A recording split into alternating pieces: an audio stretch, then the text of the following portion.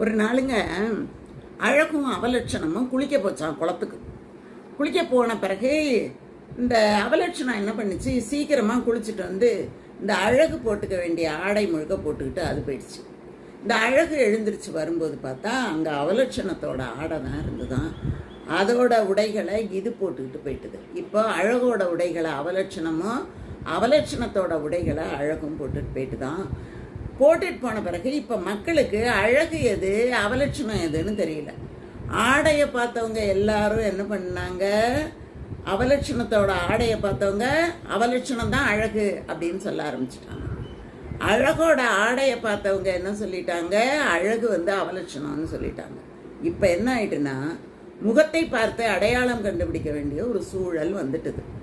இப்போ முகத்தை பார்க்குற அளவுக்கு பொறுமையற்றவர்கள் ஆடையை பார்த்து அவலட்சணத்தை ஏற்றுக்கொள்கிறார்கள்ங்கிற நிலைமை வந்துட்டுது.